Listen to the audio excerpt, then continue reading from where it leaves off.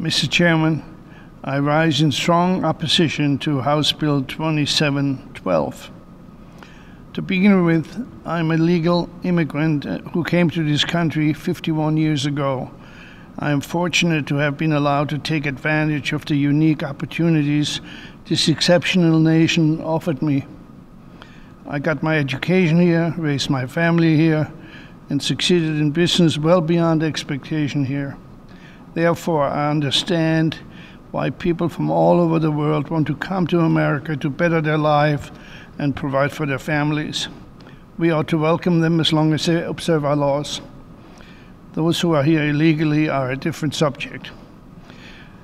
House Bill 2712 is a terrible bill which should never leave this committee to come to the floor. To begin with, it's an amnesty bill. I listened with amusement as several proponents employ clever semantics and astonishing mental acrobatics try to tell us it's not so.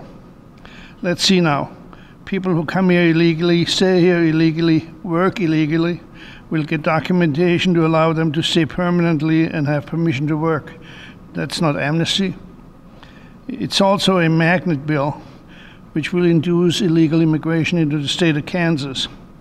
We can see shifting of this population when droves of illegals left Alabama last month after a strong anti-illegal immigration bill was passed. These folks would love to come to Kansas once word gets out that we will provide them with permits to stay here. My main objective to House Bill 2712 is economic. We have 95,000 people who are unemployed, and we propose under this bill to add competition for jobs. Native Kansas workers are hurt by every illegal one who is holding a job. Post-audit reports document that what should be obvious to everybody. Illegal workers negatively also affect wages. They drive them down. A father of four who used to make a good living as a roofer has been unemployed for a year because the Mexican competition is too strong and it works for less money an hour. The argument that there's a shortage of workers in certain industries is non-persuasive and also related to the two problems above. If you can make $25,000 in a slaughterhouse for a disgusting and unpleasant job, which may have to be compensated at a higher rate, let the workers get paid appropriately and they will be attracted to the job. I give an example of Dickinson, North Dakota, which is a miserable place in the winter, and there's nothing to do.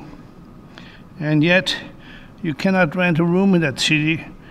At the present time, they're constructing barracks for workers coming in from all over the United States because they're very high-paying jobs in the Dickinson Basin extracting oil. The same will apply to liberal Kansas in the slaughterhouses. If the jobs are compensated appropriately, people will come from all over the United States.